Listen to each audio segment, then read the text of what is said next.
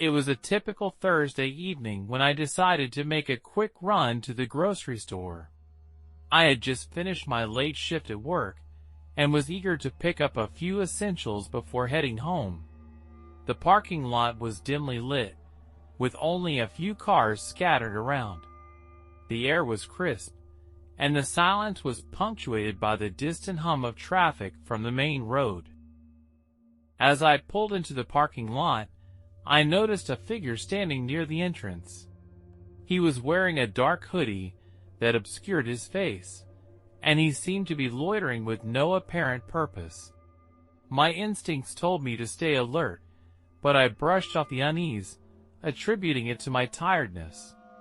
After all, it was a public place, and there were other people around, albeit few. I grabbed my bag and stepped out of the car, locking it behind me. The man in the hoodie didn't move, but I felt his gaze on me as I walked toward the store entrance. I quickened my pace, eager to get inside where it felt safer. Once in the store, I took a deep breath, trying to shake off the creeping anxiety. I went about my shopping, but I couldn't shake the feeling of being watched. After about 15 minutes, I made my way to the checkout line. The cashier gave me a friendly smile as she scanned my items, but I was too distracted to respond properly. My thoughts kept drifting back to the man in the hoodie. Was he still out there? Was I just being paranoid? I dismissed the thoughts as I paid for my groceries and headed toward the exit. As I stepped outside, the cold air hit me, making me shiver. The parking lot seemed even darker than before, and my car felt like it was miles away. I scanned the area, relieved to see no sign of the man in the hoodie. I hurried to my car, my keys ready in my hand. Just as I reached for the door handle, I heard footsteps behind me. I spun around, and there he was, standing only a few feet away. His hood was pulled low over his face, but I could see his eyes glinting in the dim light. My heart raced as he took a step closer. "Can I help you with something?" I asked, trying to keep my voice steady. He didn't respond immediately, just stood there, staring. The silence was suffocating. Finally, he spoke in a low, raspy voice. "You shouldn't be out here alone." A chill ran down my spine. "I'm fine, thanks," I said, trying to maintain composure as I slowly backed toward my car door. His gaze never left me, and I could feel the tension in the air thickening. I fumbled with my keys, desperate to get inside and lock the doors. As I finally managed to unlock the car, he took another step forward. "You really shouldn't be out here alone," he repeated, his voice even more unsettling. Panic surged through me.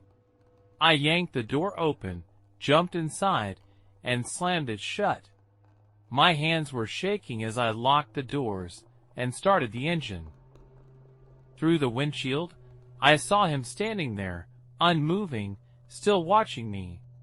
His presence was oppressive, and I couldn't tear my eyes away as I backed out of the parking space. As I drove away, I glanced in the rearview mirror. He was still standing there, a dark silhouette against the dim lights of the parking lot. The drive home was a blur of fear and adrenaline. I kept checking my mirrors, half expecting to see him following me. When I finally pulled into my driveway, I bolted from the car and rushed inside, locking the door behind me. My heart was pounding, and I struggled to catch my breath. That night, sleep eluded me. Every creak of the house, every shadow outside my window felt like a threat. The encounter with the man in the hoodie had shaken me to my core. Days turned into weeks, but the fear lingered. I avoided that parking lot, opting for a different grocery store farther away. Yet, the memory of those piercing eyes and his ominous warning haunted me. Even now, I can't shake the feeling of being watched whenever I'm alone at night. That strange, scary, and creepy encounter with the man in the hoodie left a permanent mark on my psyche, a reminder that danger can lurk in the most mundane places, waiting for the right moment to strike. It was a grey, overcast Saturday afternoon when I first noticed the shop. Nestled between a bustling cafe and a brightly lit convenience store, the narrow storefront had an eerie, almost forgotten quality to it. The sign above the door simply read Curiosities in faded gold letters, and the windows were so grimy that it was impossible to see inside. Intrigued by its mysterious aura, I decided to step inside and explore. The door creaked ominously as I pushed it open, and a bell tinkled somewhere deep within the dimly lit interior. The smell of dust and aged paper hit me instantly, mingling with an indefinable scent that was oddly unsettling. As my eyes adjusted to the gloom, I took in the rows of shelves crammed with oddities, old books, peculiar trinkets, and ancient-looking artifacts. It felt like stepping into another world, one that was suspended in time and teetering on the edge of reality. The shop was silent, save for the faint ticking of a clock somewhere in the back. I wandered the aisles, occasionally picking up an object to examine it more closely. Each item seemed to have a story, a history that was almost palpable. I was lost in my thoughts when a sudden movement caught my eye. A figure emerged from the shadows, causing my heart to skip a beat. "Hello," a raspy voice greeted me. The figure was an old man, his appearance as peculiar as the shop itself. He wore a tattered coat and a wide-brimmed hat that cast a shadow over his weathered face. His eyes, however, were sharp and penetrating. "Can I help you find something?" he asked, his voice sending a chill down my spine. I stammered, trying to find my words. Just looking around, I managed to say, forcing a smile. The old man nodded slowly, his eyes never leaving mine. He seemed to scrutinize me, as if trying to gauge my intentions. After what felt like an eternity, he turned away and disappeared into the back of the shop, leaving me with a sense of unease. Continuing my exploration, I came across a peculiar object, a small, ornate box tucked away on a dusty shelf. It was intricately carved with strange symbols that I couldn't recognize. Drawn to it, I carefully picked it up and felt a shiver run through me. The box was surprisingly heavy, and I could hear something rattling inside. My curiosity piqued. I decided to open it. As soon as I lifted the lid, a cold draft seemed to emanate from the box, and the lights in the shop flickered. Inside, there was a small, weathered key and an old photograph. The photo depicted a woman in Victorian-era clothing, her expression frozen in an unnerving smile. But what caught my attention was the background. It looked eerily similar to the shop was standing in. Suddenly, the air grew thick with an oppressive silence. The ticking clock stopped, and I could feel an invisible presence watching me. I turned around, half expecting to see the old man, but there was no one. Panic set in as I realized that the shop felt different, darker somehow. I decided it was time to leave. As I made my way to the door, I heard the faint whispering of voices. They seemed to come from all directions, growing louder with each step. I quickened my pace, my heart pounding in my chest. When I finally reached the door, it wouldn't budge. I pulled and pushed with all my might, but it remained stubbornly shut. The whispers turned into a cacophony of unintelligible murmurs, and I felt as though the walls were closing in on me. Desperate, I turned to find another way out and saw the old man standing at the back of the shop, watching me with an inscrutable expression. He raised his hand and pointed to the box still clutched in my grasp. "Leave it," he commanded, his voice echoing eerily. With trembling hands, I placed the box back on the shelf. Instantly, the oppressive atmosphere lifted, and the whispers ceased. The door creaked open, and I didn't hesitate. I bolted out of the shop, not daring to look back. Once outside, I turned around to see the shop one last time, but to my astonishment, it was gone. The space it had occupied was empty, as if it had never existed. I stood there in disbelief, my mind racing to comprehend what had just happened. To this day, I can't explain the strange encounter I had in that shop. Whenever I walk past that spot, I feel a chill and avoid it at all costs.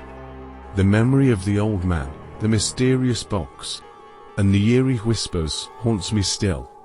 A reminder of the unknown lurking just beneath the surface of our everyday lives. Living in a suburban neighborhood, life was generally peaceful. The houses were well kept, children played in the streets, and neighbors knew each other by name. However, there was one place that everyone seemed to avoid, the old pond at the edge of the neighborhood. Rumors swirled about its dark past, but I never paid much attention, until the night I decided to explore it myself. It all started on a breezy autumn evening. The air was crisp, and leaves crunched underfoot as I walked home from my friend's house. I had taken the scenic route, which passed by the pond. Normally, I would speed up, and ignore the eerie stillness emanating from the water, but this time, something compelled me to stop and look. The moonlight reflected off the surface, giving it an otherworldly glow. Curiosity got the better of me, and I decided to take a closer look. As I approached, a strange chill ran down my spine. The pond seemed unnaturally silent, the usual chorus of frogs and crickets conspicuously absent. The water was so still that it looked like glass, perfectly mirroring the surrounding trees and the full moon overhead. I leaned in closer, peering into the dark depths, when suddenly, I saw something move beneath the surface. At first, I thought it was just a fish, but the shape was too large and moved too fluidly. It circled slowly, almost as if it were watching me. My heart began to race, but I couldn't tear my eyes away. Then, out of nowhere, a face emerged from the water, pale, with hollow eyes and a twisted grin. It stared at me with an intensity that made my blood run cold. I stumbled back, nearly losing my footing. The face disappeared as quickly as it had appeared, leaving the water once again still and silent. My mind raced, trying to rationalize what I had seen. Maybe it was a trick of the light or my imagination running wild. I turned to leave, but then I heard a faint whispering. It sounded like a chorus of voices, rising and falling in an eerie harmony. The whispers grew louder, seeming to come from all around me. I spun in circles, trying to pinpoint the source, but there was no one there. Just the trees, the pond, and the oppressive darkness. My skin prickled with fear, and I knew I had to get out of there. I broke into a run, not daring to look back. The whispers followed me, growing more urgent and insistent. My lungs burned, and my legs felt like lead, but I didn't stop until I was safely inside my house, the door locked securely behind me. Only then did the whispers fade, leaving an eerie silence in their wake. That night, sleep eluded me. Every time I closed my eyes, I saw that face, those hollow eyes staring into my soul. I couldn't shake the feeling that I had disturbed something ancient and malevolent. Over the next few days, I tried to put the experience out of my mind, but strange things began happening around my house. Objects moved on their own, lights flickered, and I felt an unshakable sense of being watched. Desperate for answers, I started researching the history of the pond. I discovered that it was once part of an old estate, owned by a reclusive family known for their occult practices. The last member of the family had drowned in the pond under mysterious circumstances, and since then, locals believed the water was cursed. Armed with this knowledge, I sought help from a local historian, who was familiar with the town's dark past. He advised me to avoid the pond at all costs, and suggested a cleansing ritual to rid myself of any lingering spirits. I followed his instructions to the letter, and gradually, the disturbances lessened. The life returned to a semblance of normalcy.